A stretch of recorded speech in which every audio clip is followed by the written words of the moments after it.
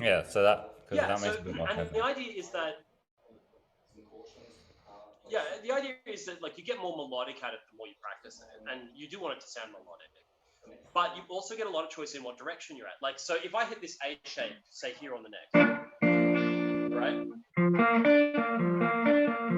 I got an option to do a 7 down here, right?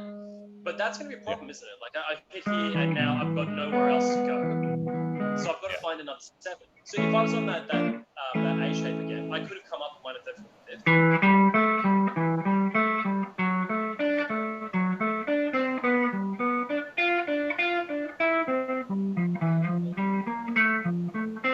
Right? yeah, But another option would have been to come up to the highest string.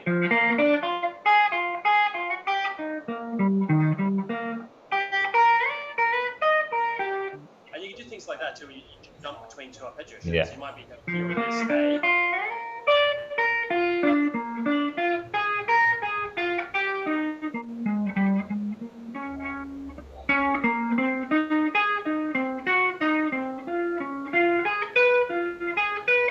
And similarly, you can see, so I'm climbing.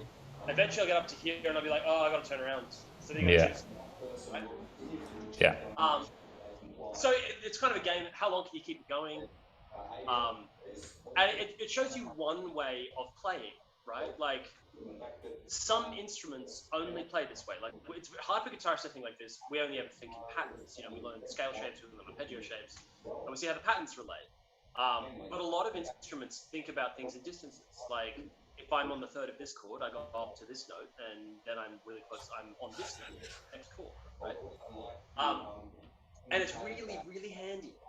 It's a great way of making your lines transition a little easier, which is one of the reasons why I've been hitting that whole know the interval of the chord, know which chord note you're on at each time, yeah, because that's what gives you the most power and manipulation about these things, and it also it's the clearest guidelines for things that are difficult, right? Like this lesson, I wanted to take everyone through some like more extensions to add to a triad. And I define them as like kind of like the spicy extensions and the not so spicy extensions, right? So like we did the 6 and the 9, add 9 and 6 last week, and they're kind of like ones you can throw in at yeah, almost any time. But with other ones, there's kind of more specific rules about them. So knowing those things, like if I know that I'm on a dominant chord, then I can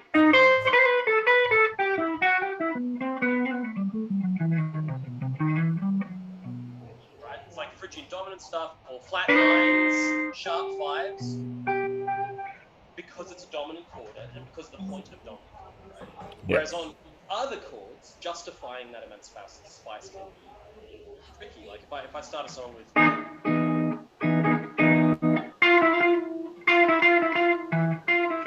like it just doesn't work. It's just too tight in that position. And that chord's function is not to do that. It's not supposed to, give us all of that tension. So more on that as we actually chip into the lesson. So yeah, both of those are good things for you to kind of take a look at and practice and fool around with, especially because you play a fair amount of blues. I think wasn't that sorry, what was that? like especially because you play a fair amount of like blues and kind of classic rock and stuff. Yeah, Yeah. Any of those times you're busting out of blues, that cycle four is one that I was doing earlier. That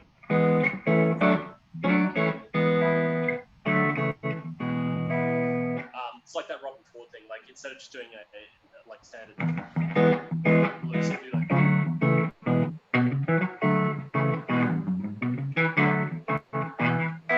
which is they're all inversions obviously, but it's D, A, and E. So we're doing fourths, yeah, and that's a common pattern. D, A, E, and then you find that everywhere on the neck. D, A, E, D, A, E. And they're really yeah. good ones to know how to jump between for a lot of that kind of playing. I suppose we should probably get started on the lesson. Phil, are you there yet, mate?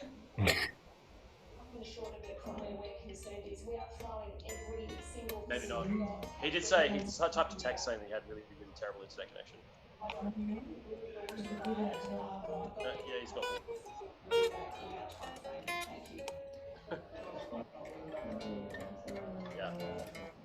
I don't know if he can see or hear any of this. All right. So let's just chip into the main lesson sheet. If you've got the lesson sheet there, that'll be really handy. Yep. Just pull it up now. Skip some of the warm-ups and things today. Actually, before we dive into that, I sent out an arpeggio sheet. Primary triad 3-octave arpeggios is what it's called. And what they are is using those inversions that we've been talking about and constructing them on the neck, so you can kind of do a bit like that singer's exercise, you know.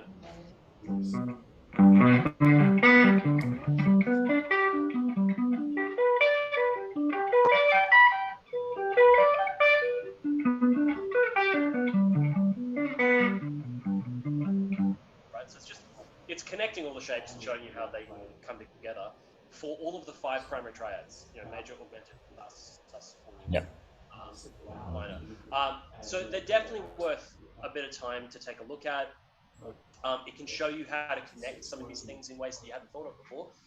My big tip with it, because we might actually, you know, play one as a warm-up next lesson. My big tip with it is finger it in groups of 4. Right, like that opening. The trick can be to do that kind of thing. We use the same fingers coming down, and if you do that, you can't get to 4. So your best option, transition your first finger. Yeah. So as long as you're always thinking about it in a 74 notes, you should be okay. And we'll try and Yeah. roll them. All right. Having a hard time? The thing is coming through. Yeah, it's all good now. Okay. Yeah. Okay. So onto the sheet. So if everyone could just take a look at those arpeggios for next lesson, that'd be great. All right. So the start of the sheet just kind of does a bit of a ramble about what dominant chords are and why we have these names of dominant chords. So back in the bad old days, we used to use words to represent the position in the scale instead of numbers or numerals. And the words were tonic, supertonic, mediant, subdominant, dominant, submediate, leading, and tonic octave. They actually tell you a lot about what the chord is used for. It was kind of descriptive in a few different ways. But the thing to really take from it is that the dominant chord is the 5 chord. So whenever you hear people talk about dominant chords, we mean chords that are used in the 5 position, in the thing that the 5 position does for harmony and scale. Yeah. But having chords in the dominant position does something weird. So there's a little like centralized quote a couple paragraphs down saying, in the key of G, a G chord with a 7th in it would have the notes G, B, D, F sharp. In the key of C, where the G chord is a dominant chord, we have the notes G, B, D, F. Yeah. So we have 2 different 7s, and we've got to name them something different. Ooh. All right, so what we decided to settle on is that when we have this flattened 7th, this one a fret lower. I think my...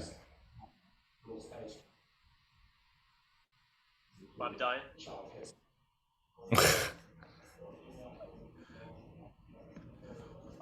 Yeah, so when we have this 7th that's a fret lower, we decided Yeah, to call it's it. because it just keeps cutting in and out. So. Hey man, see how long you can hold on, eh? Okay. I think I'm back. Yep. Okay. Okay. Yeah, I heard basically all of it. It was just no video moving. Okay, so right, we got 2 different 7ths. One of them is a fret lower. That fret lower one is whenever a chord is in the 5th position, in order to be true to its own key, and true to the key, of the overall key we're playing in, we get a different 7th. We call those ones dominant 7ths. It's got a flattened 7th, fret lower. Yeah. The next thing up on the sheet is this little thing that I have about saying the musical justice system. So we all know the justice system, everyone's innocent until proven guilty. Well, in the musical justice system, everything is major and dominant until proven otherwise. So if you see C7 as a chord title, that means a C major dominant 7. It's a C major chord with a dominant 7 in it, flat 7. If it says major in the title, it means major 7. It doesn't mean major chord. Because there's literally no reason for us to say major all the time to one another when we talk about chords. We just say C. So that's important to realize, because major 7s are not attached to major chords. Right? They're attached to any chord. A great example is a C minor major 7. It's a C minor chord with a major 7th in it. Right? The James Bond thing sound, like kind of an augmented sound. So then coming down the page a little further, we start talking about spicy intervals for major chords. So last week we did the 6 and the 9, and this week we can take a look at the major 7th. So a major 7th is actually a pretty spicy sounding interval, right? But, I mean, it makes sense. C against B, or B against C, right? Yeah. Compared to a 6, right? So we have, or a 9. Sorry, or a 9. Add 9 on, right? They're not very spicy. That is pretty spicy. There's a lot of dissonance in there. Now that dissonance can be heightened or recessed by choosing where you put that note in the chord. So everyone's first C major 7 is usually this guy. And that does not sound very spicy. Right? It actually sounds really smooth. And the reason it doesn't sound that way is because the only C in the chord is down here on the A string, and the open B is more than an octave above it. Sorry, just under an octave above it, right? So that separation means that we can hear how the chord is stacked in thirds more than we can hear the dissonance between the two notes. Because that chord is just evenly third, third, third, third, third, third, third. However, if we do the flamenco major 7, all right, where we move the major 7th right against the tonic, we get that spice back. And it's a great example of how chords that can sound a bit, I always say the major 7th sound a bit saccharine, like especially when you hear them in this kind of like,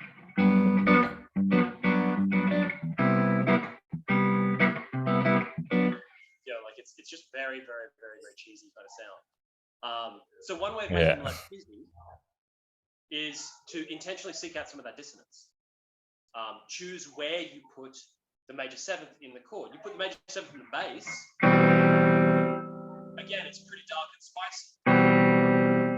Right? So choosing where your intervals go is going to become a new thing for you every time you put a chord shape in. Quite often, if you don't like the sound of an interval on top, then moving it down an octave makes it more appealing. Can you do an example of that?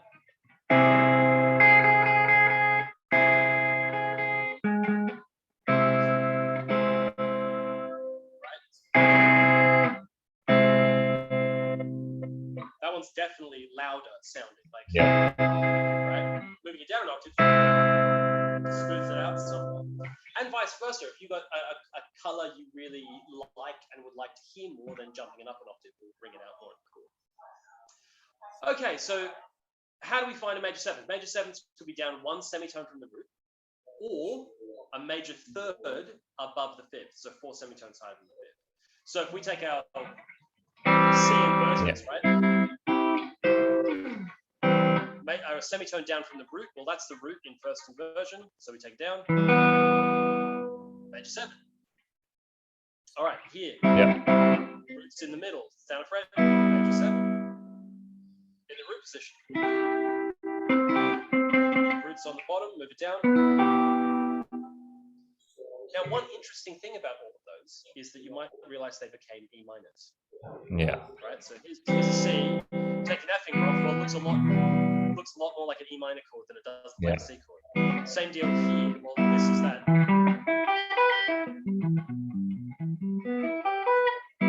E minor. Same here. And that's true, right? Like, the more you play around with triads, the more you play around with your extensions, the more you realize that this chord is that chord. You know, this chord is that chord, but the rules say a different bass note's supposed to be there. Yeah. And that's a really powerful thing for you to catalog and think about. If someone is playing a song that features a lot of C major 7s in it, you could play E minor pentatonic and you would sound like you were playing the fancier side of C, right?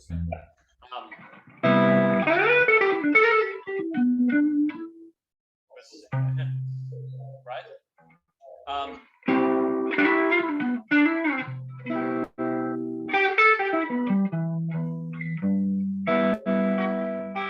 They work together really, really, really well.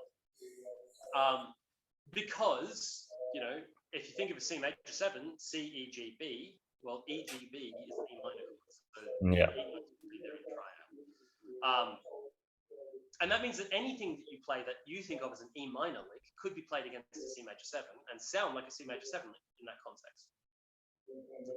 You may occasionally have to hit a C. That's the only guideline, is that sometimes, you know, you're missing the root note, so sometimes it's handy to be able to know where the C is and throw that back in. Okay, the other option, of course, was to do a major third above the 5th. Because that's to make a major 7th again, so.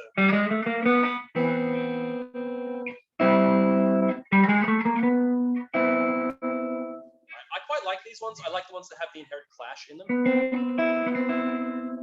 Yeah.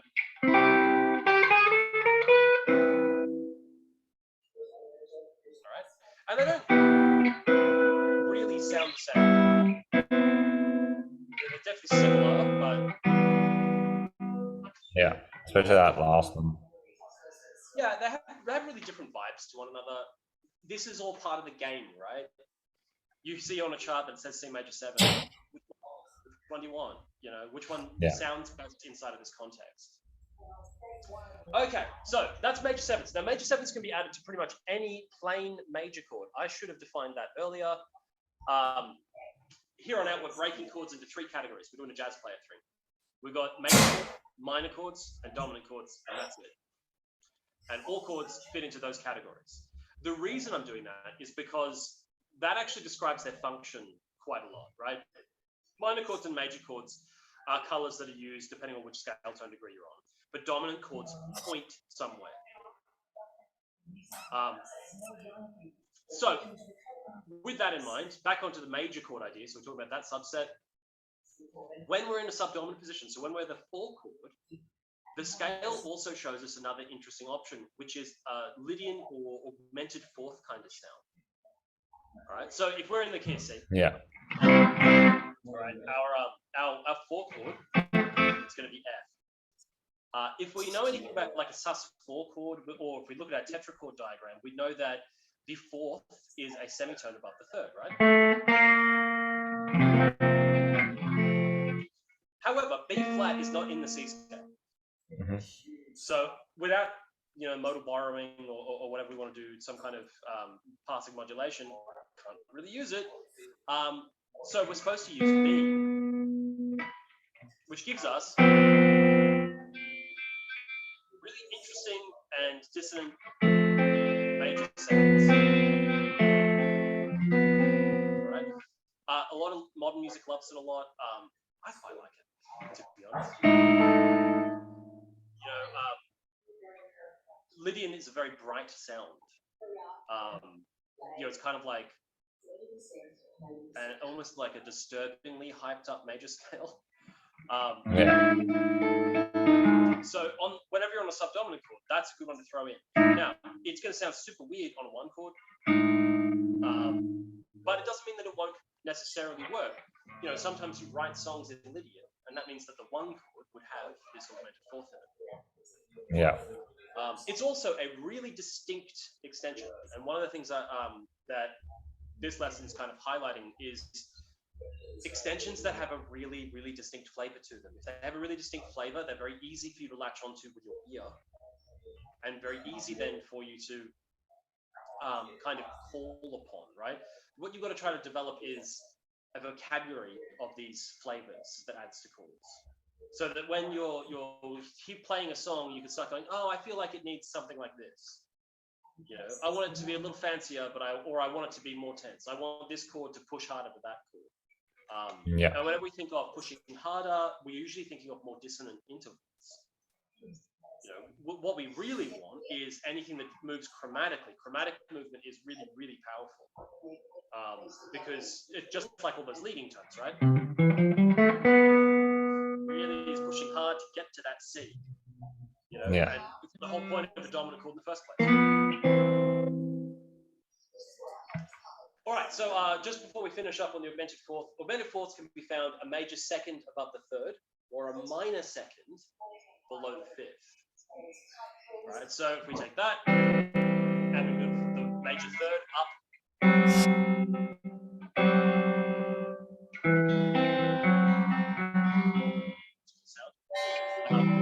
Right, here's another major. So we got major third up.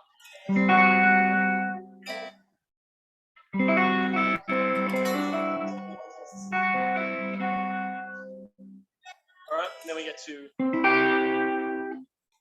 major thirds in the middle. We move it up, and I think it's cool. It kind of has this kind of air of mystery about it. So your thirds in the middle, there you move up the third. Or you can do a minor second below the fifth. So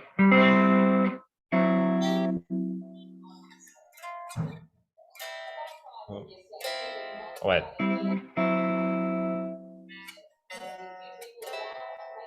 and then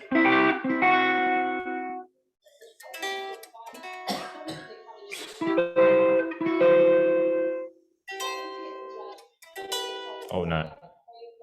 major seven. Wow. I quite like that last one. It's got something to it, you know. Okay, so moving right along, on a dominant chord. So the whole point of dominant chords, and the reason why they get such interesting and spicy sounding extensions is we're trying to make them do their thing better, and their thing is a 5/1 cadence, right? It's perfect cadence. Yeah. That is not going to be totally applicable to every music thing that you study. You're going to study, I believe, in this first chunk of your course, at least, functional harmony. And functional harmony does not actually adequately describe all of rock music, for instance. There is a lot of stuff that's described by rock music of, are you a guitarist? Are they the open chords on the guitar? Great, that's why it was written that way, right? Like a lot of rock songs will use, and at least one of those chords shouldn't be there, right? Like D has F sharp in it, so there's no reason it should necessarily exist next to F, other than the fact that they're the chords guitarists learn. So that's the ones that rock songs get written with. There are also other interesting sets of theory around things like four-chord loops, which is about how certain chords in each position have to have some kind of relationship to each other, but they don't necessarily have to have a relationship to all of the other chords in the cycle. If we get some spare time near the end of the term, I might walk through some of that. But for now, we're talking functional harmony. And functional harmony has this idea that every chord in the key is doing something particular. The 5 chords job, G in the key of C,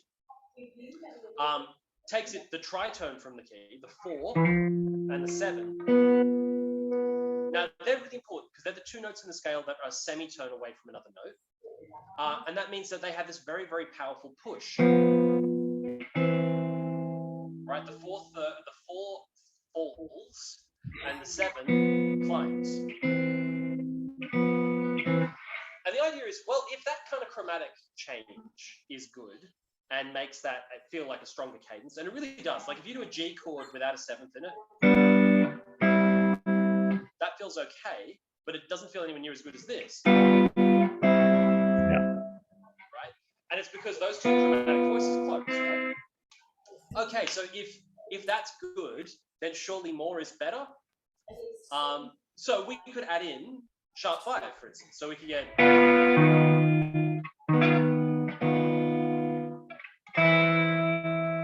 extra dissonance. Right, we could add in flat 9.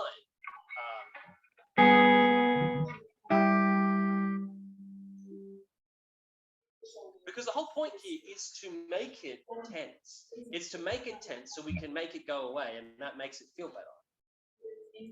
So the dominant chords get cool extensions. I like them. I think they're really, really easy to hold onto with your ear.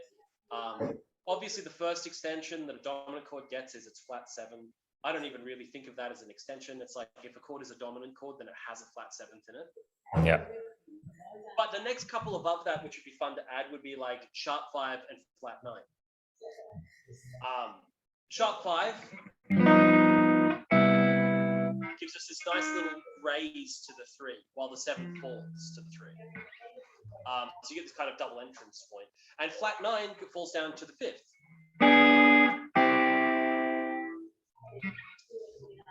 So where do we find these suckers? Well, sharp 5 is obviously a minor second above the 5th. Anytime you get a 5th, you raise it up.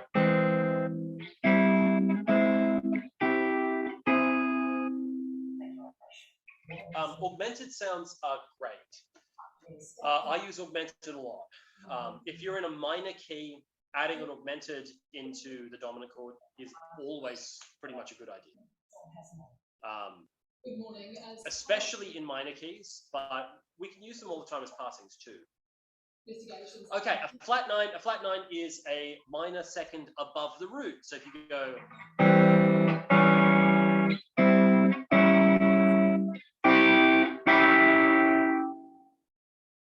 now, your ear might have told you that they're diminished chords.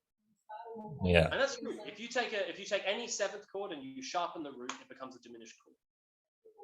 So in many ways, flat 9 is kind of like this bridging step between diminished and dominant, which starts showing you that diminished chords can kind of be found that way too. Like they can be found and thought of and used that way. Actually, diminished chords are a hugely powerful tool. I don't know if you know this, there's a cheat code in music that says if you're going to join any 2 chords together, do a diminished chord a semitone below the target chord, and it will join them. So name 2 chords, right? Like if we got 2 chords on your mind? C sharp and E. Okay, so we'll start on C sharp. Make a major 7 just to commit really hard. Then we'll do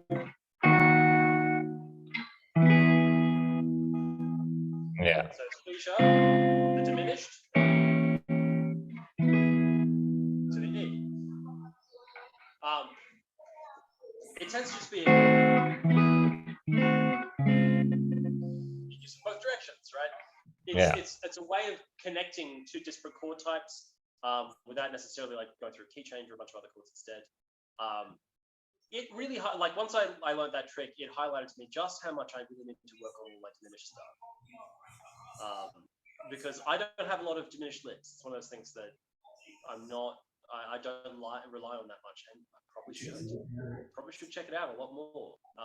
Having the ability to join virtually any chords is a really interesting idea. Like it doesn't necessarily mean that you have to join chords that don't relate to one another either.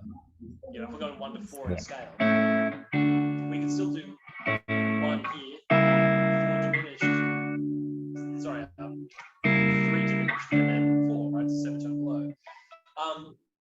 And that's a really cool idea for when you're improvising. Like if you want something that sounds like it's really ratcheting up tension before we hit this other chord, that seems like it'd be a really good idea. Yeah. Okay, so on to the actual thing that like I'm kind of, oh man, my formatting got messed up. If you're opening this on a computer, put the extensions for plain and minor triads on the next page. I should have put a page break and I just pressed enter. Okay, the nearness of view. So here's a simplified chord chart for the nearness of view. And the thing I'm going to ask you to do for the next 2 weeks as part of this practice is apply the stuff we just talked about to this.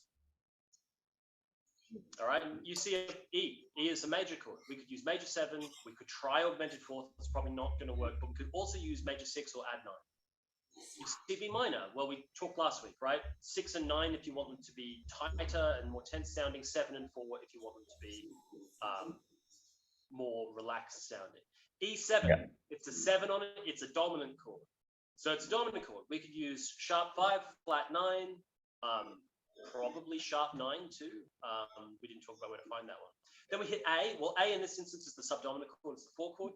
So we could use augmented, we could use Lydian sounds across this. We could use major 7, we could use 6, we could use 9. And you go through the whole thing planning that out. Before you hit that, obviously it'd be great if you could just, can you fly read that chart with triads? Like, could you,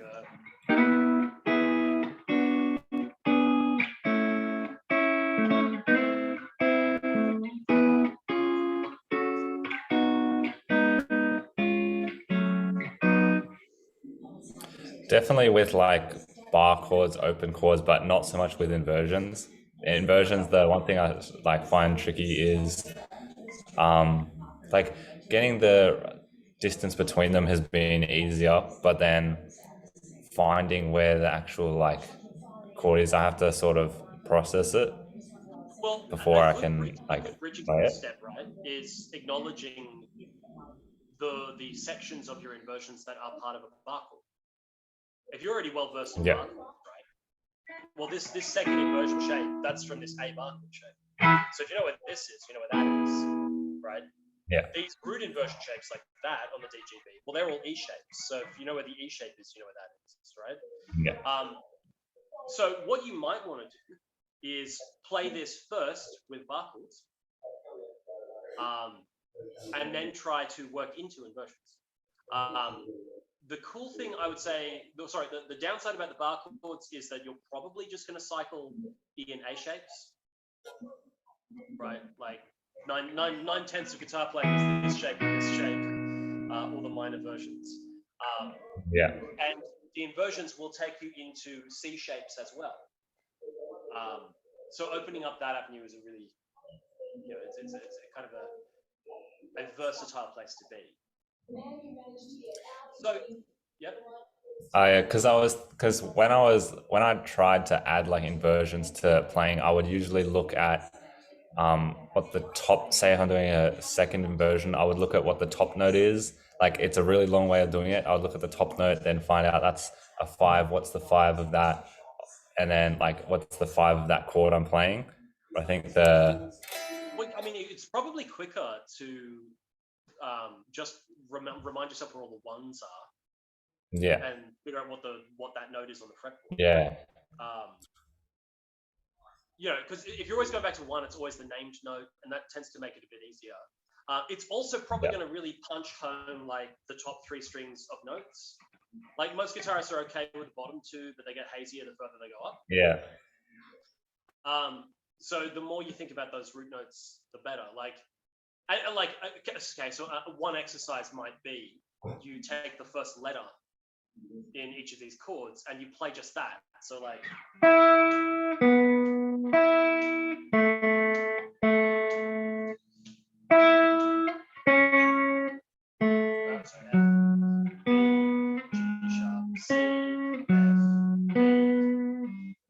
Once you've got that nutted out, you can say, well, they're all the root notes. So what inversions match with those? And I think by the time you get to the end of that chart, you'll have a really good familiarity with which inversion has which note on which string. Yeah. So step 1, play the thing without extensions. All right. I would play it in a few different locations. And I always put different rules on myself. Sometimes I say to myself, you've got to stay in one position, or as close to one position as you can. Obviously, sometimes you've got to move up 2 frets. Or do it traveling. So sometimes for shits and giggles, I might do something like every chord has to climb. E minor, E7, A minor, E, goes up with the climb, E, C sharp 7, close one here, F sharp minor, E7, C7, F sharp minor, right?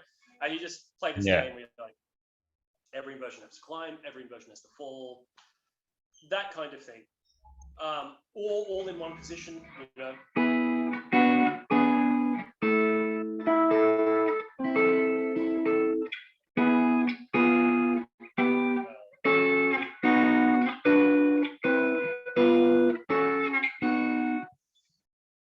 I know I had Caleb here, but that's pretty much one position.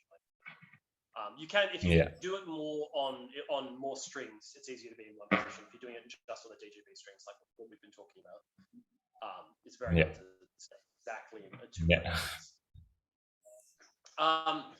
Okay, so the bit after this on the sheet is a quick chart, which is why like the heading really should be on the next page. It's really annoying. This isn't even my main copy. Yeah, so it's just a quick chart. So if I were you, I'd print the chart out. After you've played through with the triads, I would print this chart out and just sit there with it. And try to come up with some things you like the sound of. You know, you could just start out real simple and add sevens to everything. Yeah. You know, and try to find which sevens you think sound nice. What we've got after this is what I did. So I did the same exercise on the last page. And you can see that like I've added in, so on the A major and the A minor chord, I've added both of them having the major seventh. That A minor and major seven, I think really works quite well in this song because it ratchets up the tension to then hit back to the E.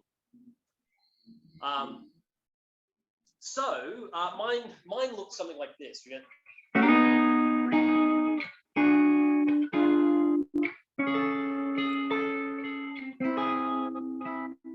so that's the first 5 changes. Or option 2, right?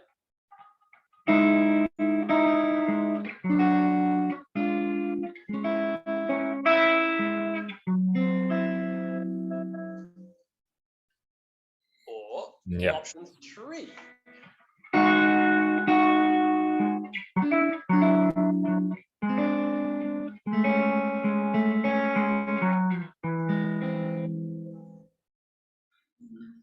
Right? So the thing to take from it is how you can direct these lines with these kind of things, how you can kind of tailor a song in some different directions.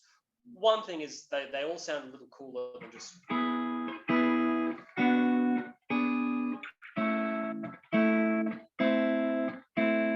that's the vanilla changes. And while there's nothing wrong with that, like you can still sing over those vanilla changes, they don't have a lot of color, and I don't think they really make the song pop in the same way. There will be songs, obviously, where straight up playing major chords or playing minor chords will be the answer. That's like that. It will fit.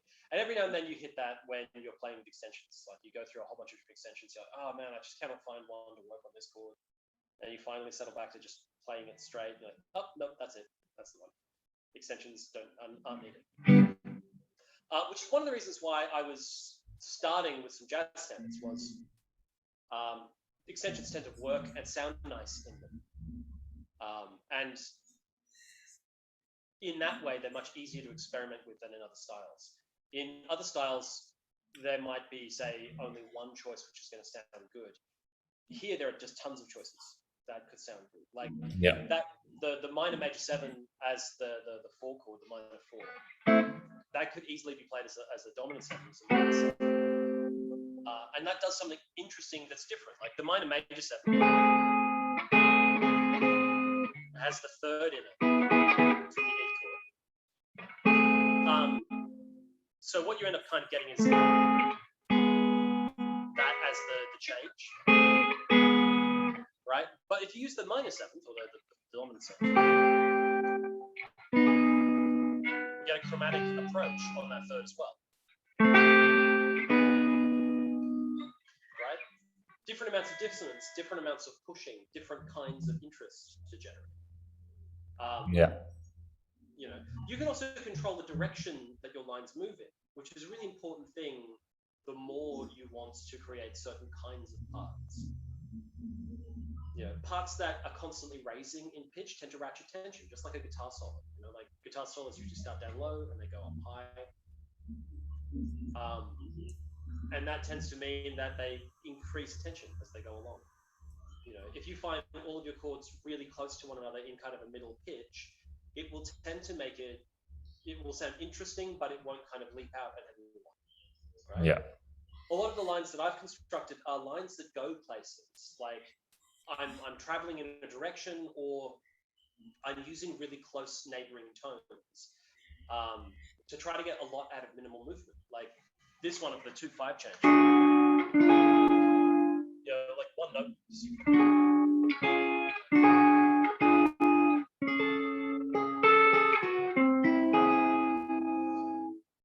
Yeah. So like when I'm looking at them and I'm trying to create something that I think sounds interesting, I want there to be kind of a melody, some kind of melodic shape that's happening. Sometimes I'll hear a chord shape like this one, and the thing I heard is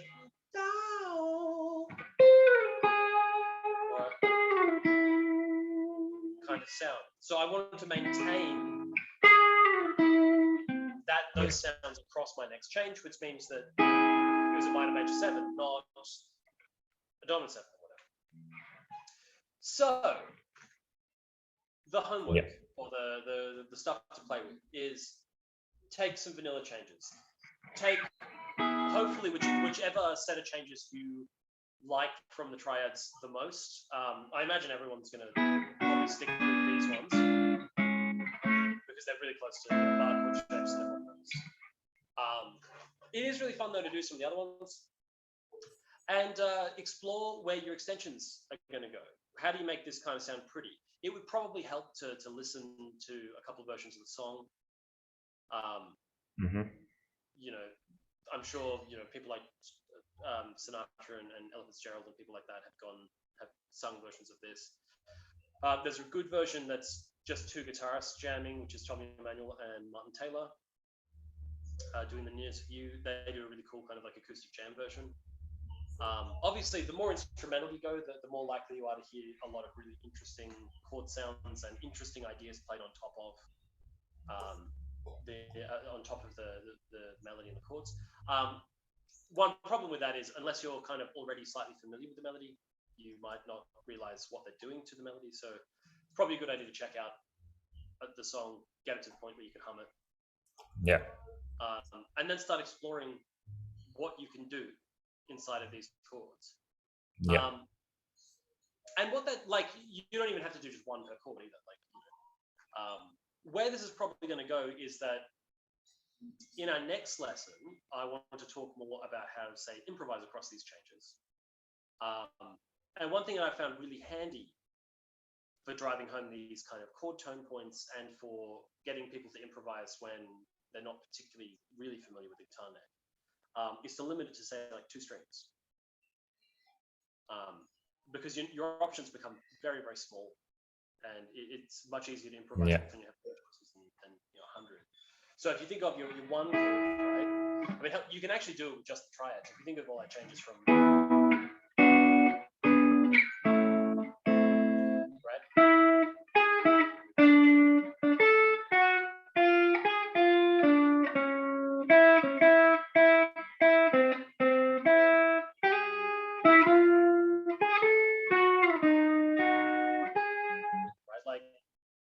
start making some improvisations with only 2 notes per chord, and I'm just doing whichever ones are on the G and the B string. Yeah. On top of that, you can add an extension.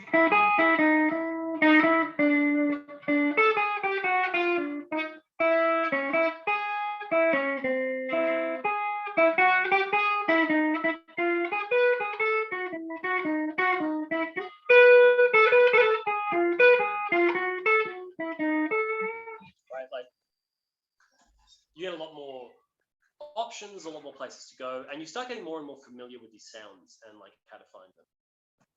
As always, like your scales and your pentatonics are always there in the background. They're a perfect thing to bridge some of these ideas, and you're not looking to really stop doing the pentatonic jam stuff that you're probably already doing a lot of. But what you are looking for is ways of making that sound more melodic to tie things in. So you can take these ideas and apply them to a blues, or you can take these ideas and apply them to a pop song. Like, really what's going to make your lines sound more like composed lines than just improvised lines is making them fit in the music better, making them resemble the music more, because that's what's missing when you play pentatonic stuff. A great person to get some inspiration from in that sense, I don't know if you've been watching it, is Tom Bukovac. YouTube channel, he's got 501 Chorus Echo.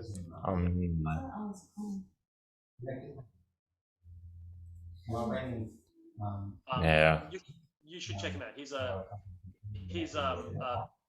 national session player of quite a fair amount of renown. And during COVID, he just decided to start doing some lessons in his basement, where like he drinks a beer and then talks to you about guitar. Usually starting it by improvising something, just something he came up with before the camera went on.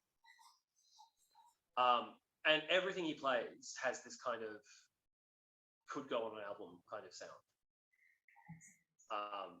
And the way he does that is this. He focuses in on the chord tones. It's not that he doesn't have pentatonic chops. You'll watch him bust out blues licks and country licks and things where he runs all across the fretboard.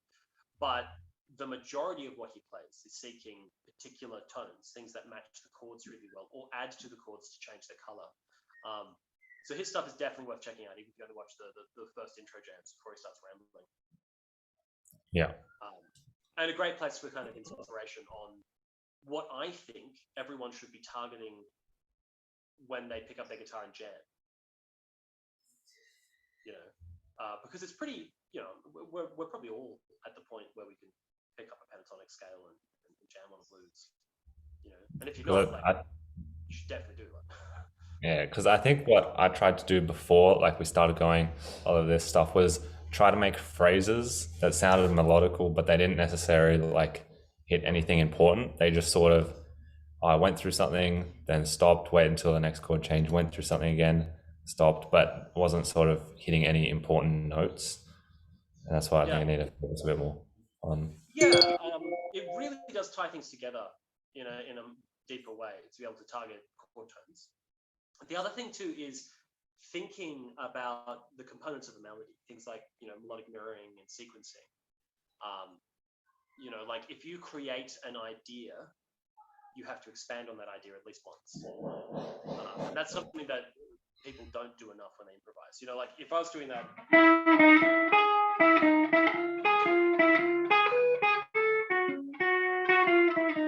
Right, there's a lot of borrowed ideas in that line. I'm starting to do this chromatic thing.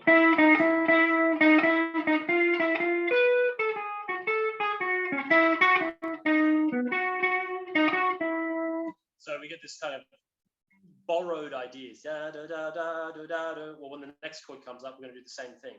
Da, da, da, da, da, da, da. Yeah. Right? Simple things like that, which are worth bringing into your practice and focusing on. Yeah, they will make you sound a little more cliched in places, but you're not keeping them all the time. You want to practice them in that cliched kind of loud in your face way, so you internalize the structure. Yeah. Do a lick, do it again, then change it, or do it 3 times and then change it. Even if that's like the same shape of moving through an arpeggio, like you hit the same kind of notes on both chords, or you use the same rhythm patterns between 2 different chords. Your melody has a rhythm pattern, so you can vary the notes as much as you want, but the rhythm pattern stays the same. Music is all about this kind of repetition. And one problem when we solo is that we can quite often really aspire to the flashiest parts of a solo, where someone is, really blitzing all over the neck. And at those moments, usually they've built up a long way and they have earned not repeating. Like you've got to start out simple, start out repeating things, start out bringing your ideas, and then make them gradually more and more advanced. And they get less and less repetitious as you go. Although repetition is always really handy, even if that's just repeating phrases inside a sequence. Like you start using 6s on that or something. So they're like the broad concepts, which I'd like to talk about more in the next few weeks as we start talking more about, say, depending on how much everyone actually spends on the song, we might use this, we might use something else, we might just use some kind of standard chord changes. But this idea of, listening to yourself. If you set up a line, you've got to have some kind of answer to it. Non sequiturs are what really makes everyone kind of sound cool when they play. Alrighty, man. So, no questions? Not really, no. All right, man. Well, thanks for persevering with the dodgy internet. Yeah, it'll hopefully be a lot better next time because it cut out this morning. like the NBN in our area was just gone, so couldn't. So I'm just using my phone data. Yeah. I mean, it held up surprisingly well for phone data. Yeah, I'd only cut out I think a few times but there was a few times where there's just no video moving. I just hear the audio, but yeah, it'll be better next time. Awesome. Well, as always, mate, hit me up. You want to chat about this stuff? You get through your practice and you win this money. Yeah. Free. Yeah. Thank you. All right, man. Catch you in 2 Yeah. weeks. Yeah. See you next time.